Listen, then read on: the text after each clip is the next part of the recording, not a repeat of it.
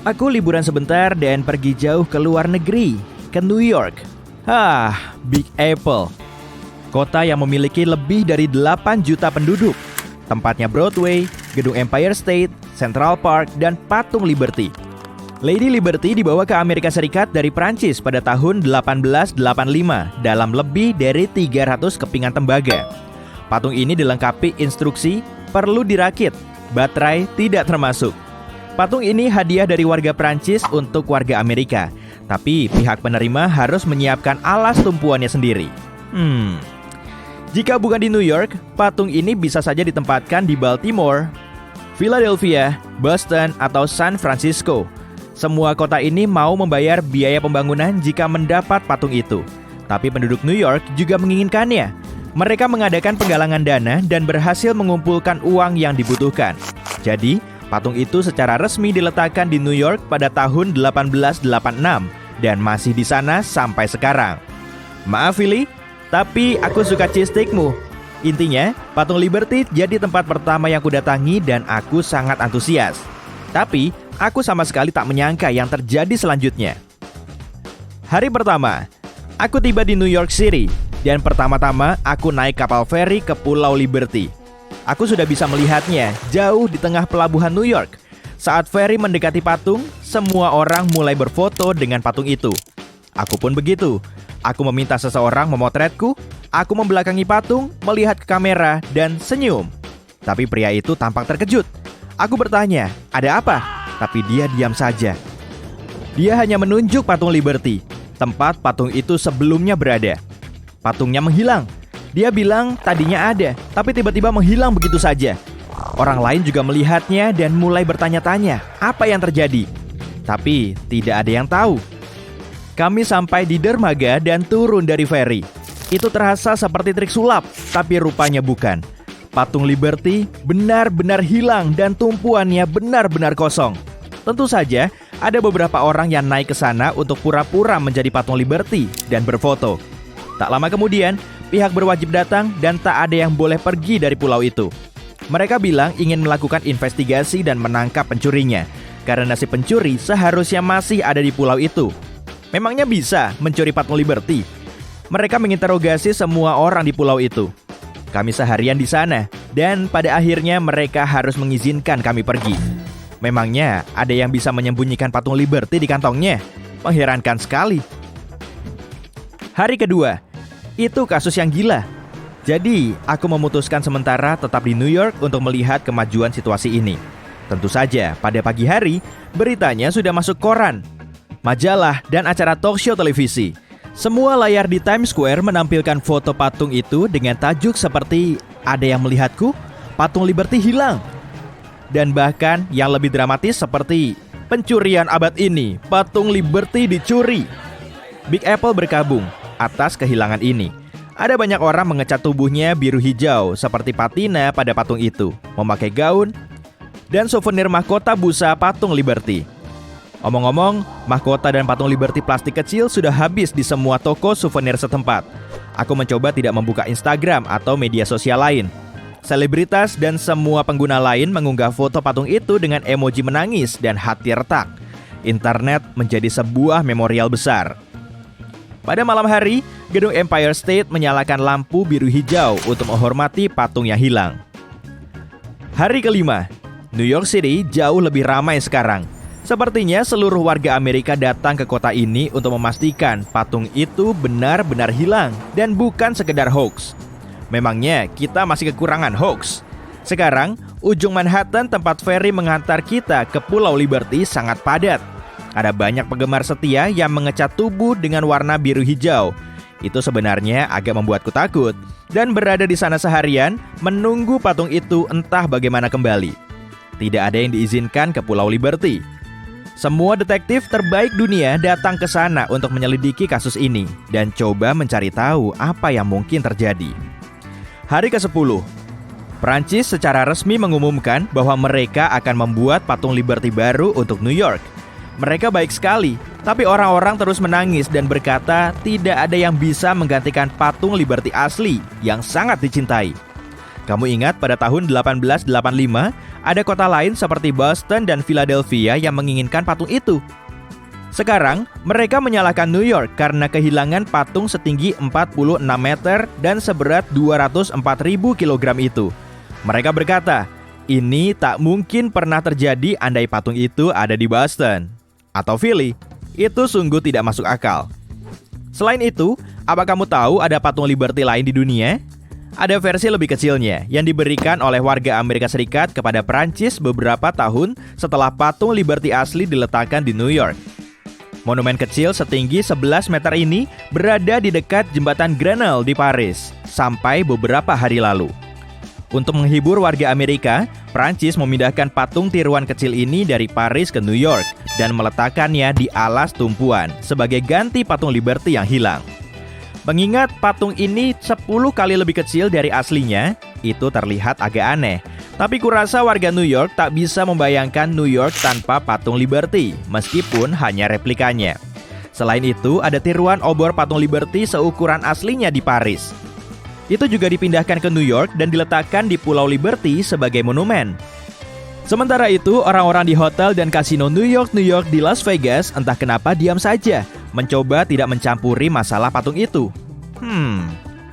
Hari ke-20, dunia membuka penggalangan dana besar-besaran untuk patung Liberty baru. Tak lama, penggalangan dana ditutup. Hanya butuh 2 jam 47 menit untuk mengumpulkan 1,5 triliun rupiah yang dibutuhkan. Hampir 2 miliar orang dari semua negara di dunia menyumbang. Pembangunan akan dimulai 2 minggu lagi di Paris, Prancis, seperti pada masa lalu. Kemudian, patung akan dipindahkan ke Amerika Serikat lagi.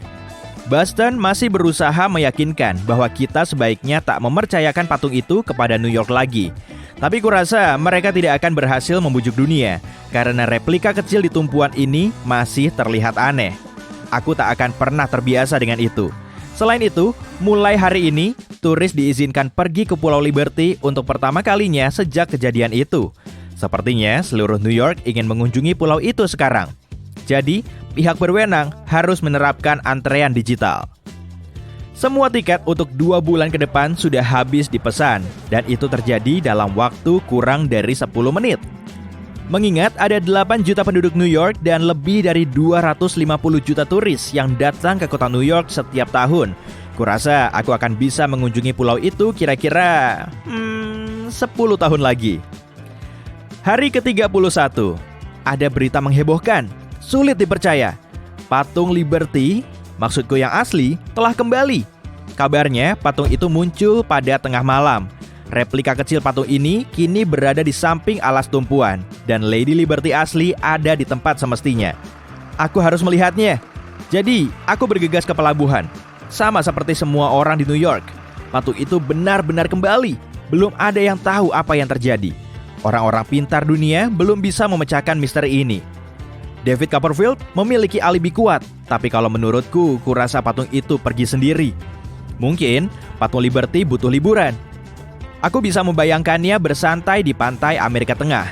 Aku tak bisa menyalahkannya. Dia berdiri selama lebih dari 100 tahun tanpa pernah libur. Selalu sabar dengan orang-orang yang terus memotret. Itu bukan tugas yang mudah. Aku senang patung itu berlibur sebentar. Mungkin kita tak akan kehilangan selama 15 dekade ke depan. Hei, kita semua khawatir. Tapi dia berdiri di sana seperti tak terjadi apa-apa. Tenang semuanya, aku kembali. Kalau pernah terbang melintasi gurun di Peru bagian selatan, kamu mungkin melihat garis-garis putih berlatar merah kecoklatan. Lihatlah lebih dekat dan kamu akan melihat bentuk-bentuk yang jelas. Garis lurus, persegi panjang, segitiga, spiral, tampak seperti bagian dari gambar yang sangat besar. Kamu juga bisa melihat pola monyet, paus, burung kondor, burung kolibri, dan lainnya. Garis-garis tersebut dibuat lebih dari 2000 tahun silam oleh masyarakat kebudayaan Nazca. Berkat iklim kering dan angin kencang di gurun, sebagian besar garis-garis Nazca masih terlihat hingga sekarang. Untuk membuatnya, orang-orang Nazca membuang lapisan atas kerikil dan menyingkap tanah di bawahnya. Warna tanah itu berubah dari coklat kemerahan menjadi abu-abu kekuningan, sehingga garis-garisnya selalu tampak berbeda. Sepertinya pembuat garis-garis ini memulai dengan model skala kecil dan meningkatkan proporsinya untuk menciptakan desain skala besar. Para ilmuwan telah mencoba menafsirkan makna garis-garis Nazca sejak pertama kali ditemukan pada tahun 1920-an. Sebenarnya, garis-garis ini pertama kali disebut jauh lebih lama sebelum itu, yaitu dalam sejarah Peru abad ke-16, dan digambarkan sebagai penanda jalur di gurun. Karena kita tidak bisa mempelajari garis dan simbolismenya dari permukaan tanah, garis-garis ini baru menjadi terkenal pada tahun 1930-an, seiring kehadiran pesawat terbang komersial. Satu dekade kemudian, profesor asal Amerika, Paul Kossoff, meneliti garis-garisnya dan menyadari satu hal yang menarik. Ketika dia mendongak dari garis itu, garisnya mengarah langsung ke matahari yang sedang terbenam. Ini terjadi 1 hari setelah titik balik matahari musim dingin, dan dia menyimpulkan bahwa garis-garis itu bisa jadi adalah buku astronomi terbesar di dunia. Ilmuwan Jerman Maria Riesch yang dijuluki The Lady of the Lines mendukung teori bahwa geoglif ini berfungsi sebagai kalender dan memiliki tujuan astronomi. Dia mendedikasikan 40 tahun hidupnya untuk mempelajari garis-garis tersebut dan menelusurinya sedikit demi sedikit. Dia juga tinggal di rumah kecil di dekat garis-garis tersebut untuk melindunginya dari pengunjung yang tak diinginkan. Kemudian, pada tahun 1970-an, para peneliti Amerika mempertanyakan teori yang berhubungan dengan astronomi. Mereka menyebutkan bahwa di wilayah seperti Nazca, salah satu tempat terkering di bumi dengan curah hujan hanya sekitar 20 menit per tahun, air sangatlah berharga, dan garis-garis lurus serta trapesium itu pasti berhubungan dengan air. Bisa jadi, garis-garis itu menunjuk ke lokasi-lokasi ritual yang dilakukan penduduk setempat untuk mendapatkan air dan menyuburkan tanaman. Gambar-gambar hewan di wilayah Andes juga berhubungan dengan air. Laba-laba dianggap sebagai pertanda hujan, burung kolibri melambangkan kesuburan, dan monyet yang hidup di Amazon melambangkan berlimpahnya air. Dalam beberapa tahun terakhir, garis-garis Nazca menjadi tempat penelitian bagi para arkeolog dari Universitas Yamagata. Mereka menggunakan fotografi udara beresolusi tinggi dan drone untuk menemukan dan membuat katalog geoglif. Tim ini telah mengidentifikasi total 358 geoglif sejauh ini, dan 168 geoglif diantaranya pada tahun 2022 saja. Mereka menemukan gambar manusia, sejenis unta, burung, paus orca, kucing, dan ular yang kemungkinan besar dibuat antara tahun 100 sebelum Masehi hingga 300 Masehi. Beberapa gambar memiliki panjang sekitar 3 hingga 6 meter, jadi tidak heran kalau tidak ada yang mendeteksi sebelumnya. Sebagai perbandingan, geoglif terbesar berukuran 365 meter, atau kira-kira setinggi gedung Empire State. Para peneliti percaya garis-garis Nazca digunakan sebagai bentuk komunikasi di gurun. Garis-garis linier menunjukkan arah dari lembah ke lembah, sedangkan yang berada di lereng-lereng tampaknya digambar di sepanjang jalur kuno antar pemukiman.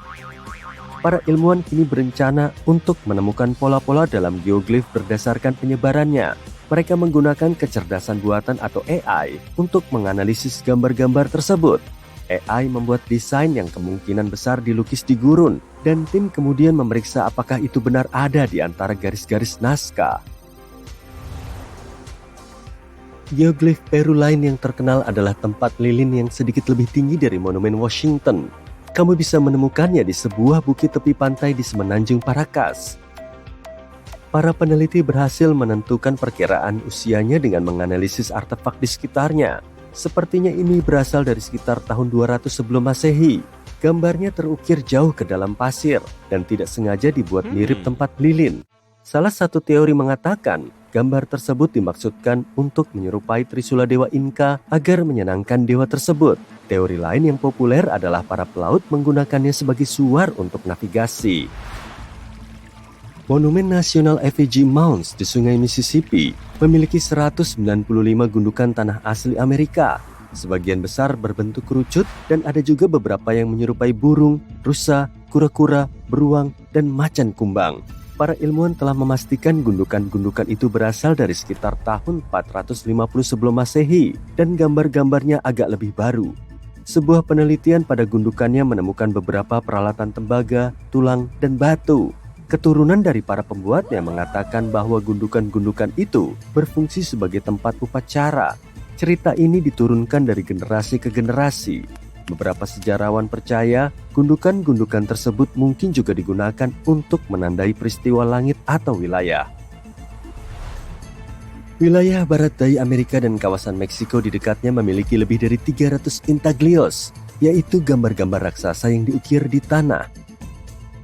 Yang paling terkenal adalah Intaglio Blythe di California, sebelah barat Sungai Colorado. Raksasa Blythe terdiri dari 6 gambar, termasuk gambar manusia dan hewan. Para ilmuwan percaya gambar-gambar ini berusia antara 450 hingga 2000 tahun.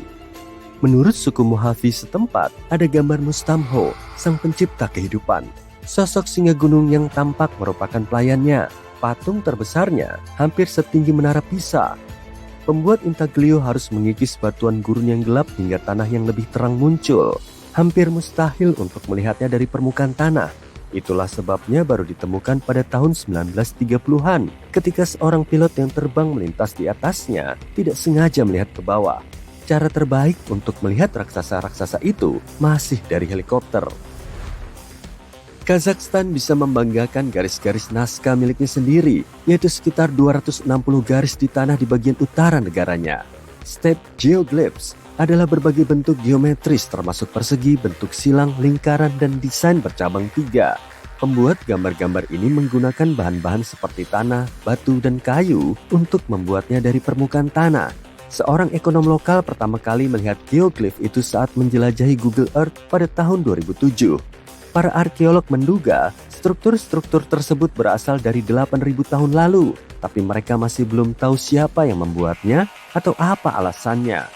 Salah satu teori mengatakan garis-garis itu membantu melacak pergerakan matahari. NASA tertarik dengan penemuan ini karena garis-garis tersebut jauh lebih tua dari yang ada di Peru. Mereka mengambil foto steppe geoglyphs dari luar angkasa untuk coba memecahkan misterinya. Fakta lain yang membuat garis-garis itu begitu istimewa adalah ukurannya yang sangat besar. Salah satu yang terbesar memiliki sisi sepanjang kapal induk. Satu-satunya manusia yang bisa membuatnya adalah suku-suku nomaden di zaman batu. Tapi kecil kemungkinan mereka punya peralatan secanggih itu. Jika benar ada, itu berarti para arkeolog harus mengkaji ulang kemampuan nenek moyang kita di masa lampau.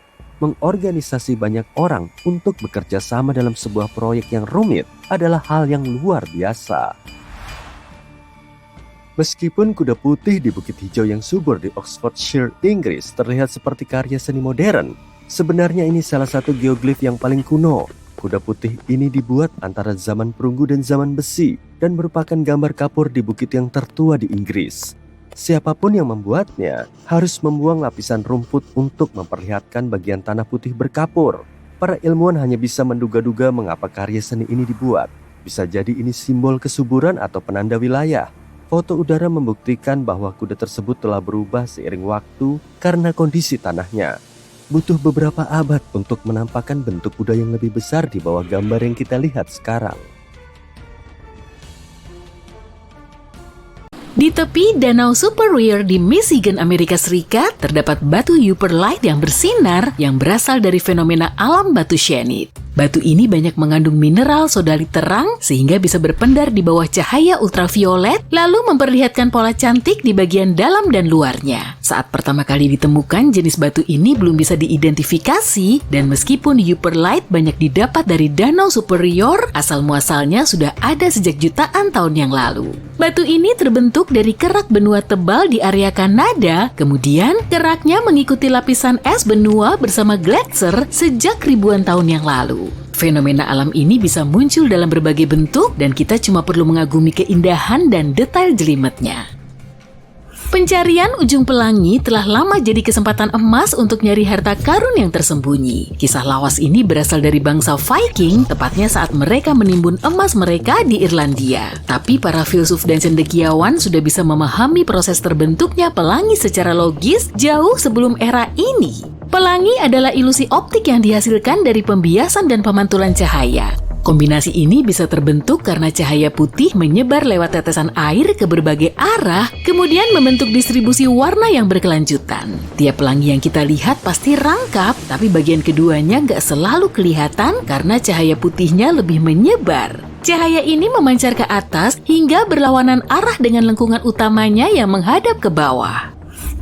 Sebagian budaya meyakini aurora borealis terbentuk saat panda merah sedang berlarian di angkasa. Ada juga yang mengira cahaya ini terbentuk oleh semburan nafas paus besar. Banyak orang di kutub utara juga percaya kalau aurora borealis bisa membawa kabar baik. Tapi secara ilmiah, proses terbentuknya cahaya ini sangat menarik loh. Badai surya dahsyat yang dipicu oleh matahari sejauh 150 jutaan kilometer memancarkan gelombang partikel surya bermuatan ke seluruh penjuru. Saat bumi berada di jalur gelombang surya ini, medan magnet dan atmosfer kemudian merespon. Dan saat partikel bermuatan dari matahari membentur atom di atmosfer kita, elektronnya menghasilkan energi yang lebih kuat. Nah, setelah energinya turun lagi, partikel ini melepas cahaya foton, lalu membentuk aurora di kutub utara dan selatan bumi. Siapa sih yang nggak takjub dengan kemolekan paras gunung berapi? Formasi alami ini terbentuk saat batuan cair, abu, dan gas panas lolos dari celah di permukaan bumi. Abu dan batuan cair akan mengeras setelah dingin, kemudian membentuk aliran material erupsi dan memuntahkan abu jauh tinggi ke angkasa. Kombinasi antara petir dan fenomena alam gunung berapi bisa menciptakan pemandangan unik. Saat gunung berapi menyemburkan awan abu pekat di dekat tanah, partikel mulai bergesekan dan menghasilkan listrik statis. Kemudian, sambaran petir mulai terbentuk di atas gunung. Saat awan abu terus naik menuju stratosfer, partikel es yang bergesekan bisa menghasilkan petir dahsyat. Kombinasi ini sangat mirip dengan proses terbentuknya petir dari awan petir.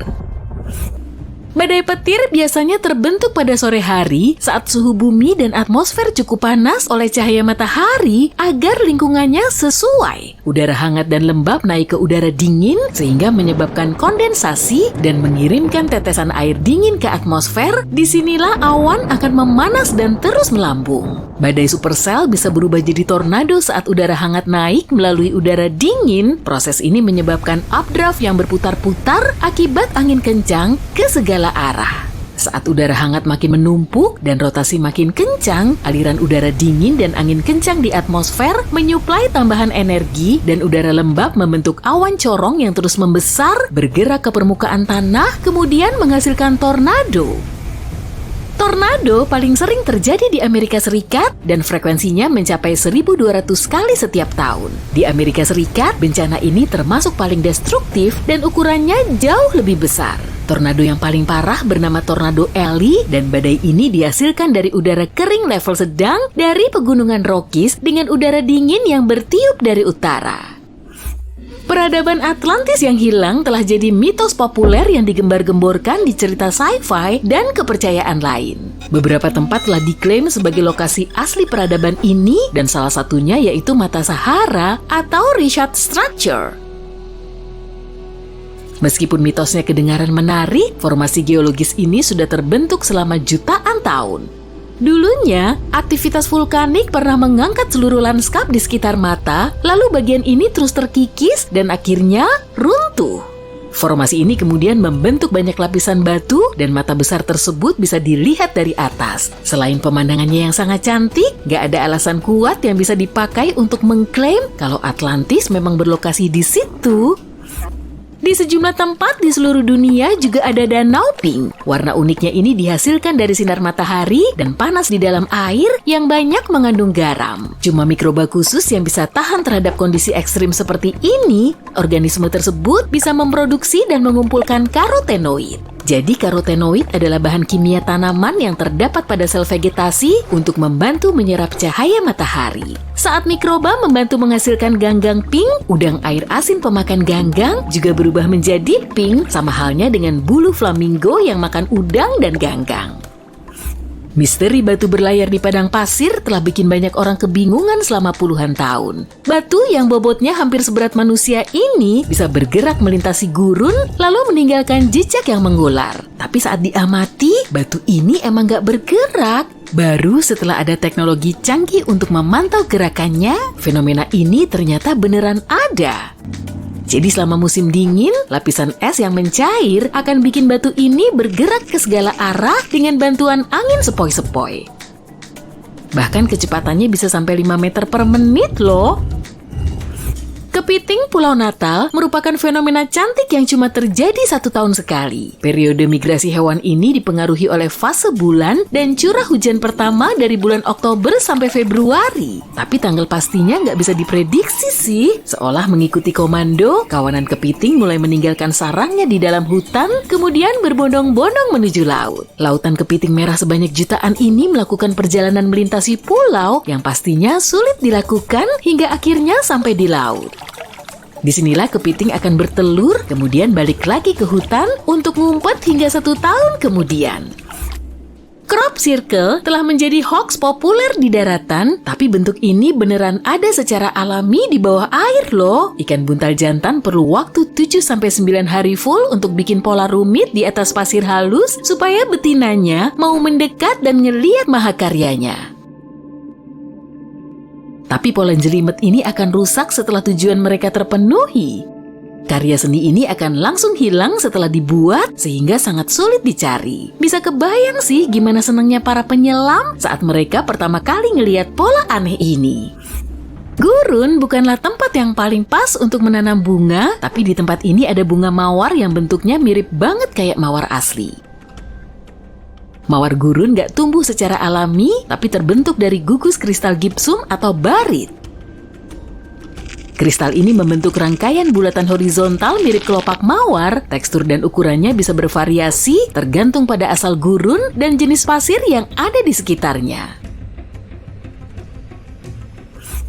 Bioluminescence atau pancaran cahaya yang dihasilkan oleh organisme hidup bisa dijumpai pada banyak spesies. Alga menghasilkan cahaya cantik di lautan saat malam hari. Organisme kecil ini berpendar mengikuti gerakan ombak dan biasanya bisa terlihat di pantai. Cahaya ini dihasilkan dari gerakan. Dalam kelompok besar, ganggang ini kelihatan seperti taburan bintang yang berkelap-kelip. Sejumlah hewan mampu menghasilkan cahaya sendiri dan menggunakannya dengan berbagai cara di lingkungan unik mereka. Ubur-ubur berenang di kedalaman laut sambil memancarkan cahaya sebagai peringatan adanya predator yang mendekat. Bakteri kecil yang cuma kelihatan dengan bantuan mikroskop juga menggunakan cahaya sebagai bentuk komunikasi. Ikan laut dalam seperti anglerfish memanfaatkan cahaya di ujung kepalanya sebagai umpan untuk meniru ikan kecil. Dengan begini, si mangsa bisa mendekat ke arah anglerfish. Kunang-kunang bersinar di malam hari untuk menarik calon pasangannya, dan kumbang klik memancarkan cahaya jingga saat terusik sebagai bentuk pertahanan mereka.